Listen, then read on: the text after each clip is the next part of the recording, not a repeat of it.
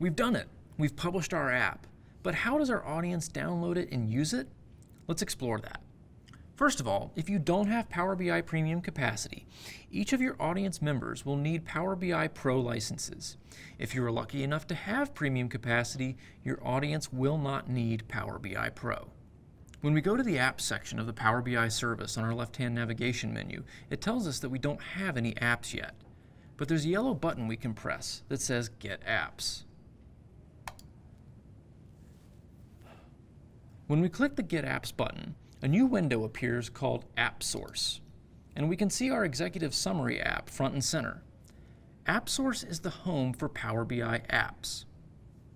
Aside from downloading apps from elsewhere in our organization, which are visible under the My Organization tab, we can also go to the Apps tab to browse and download apps that have been published by companies all over the world for specific services like Microsoft Office 365 and Azure, Dynamics 365, Salesforce, Google Analytics, and a lot more.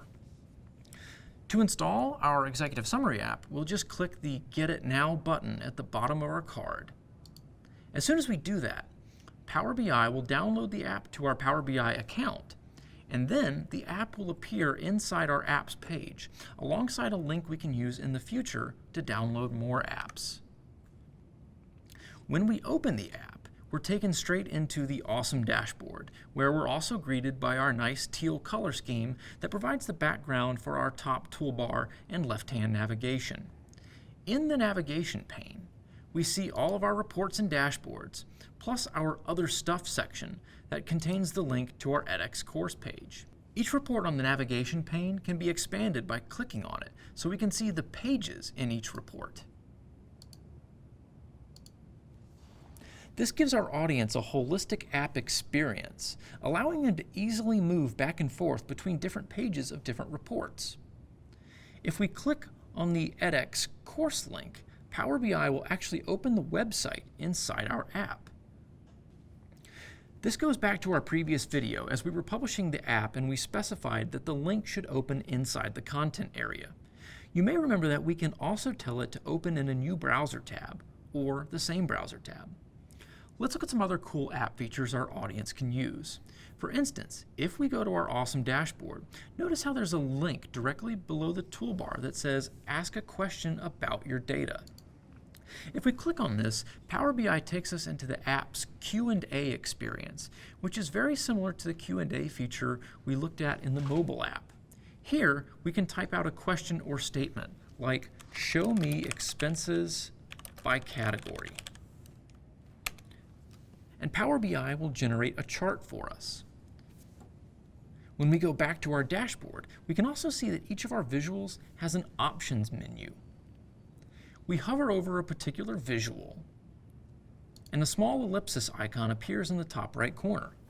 We click it and we see several options, such as adding a comment, navigating to the underlying report this visual came from, opening in focus mode, exporting the data to a CSV file, or viewing insights.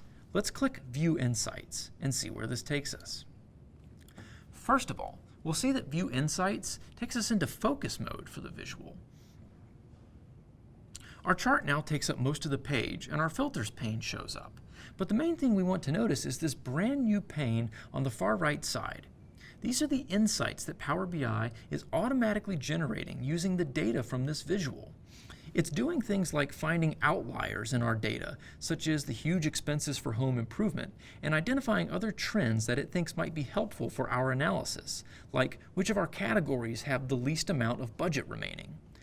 You'll probably remember we saw these same insights when we were communicating with the Q&A in our mobile app.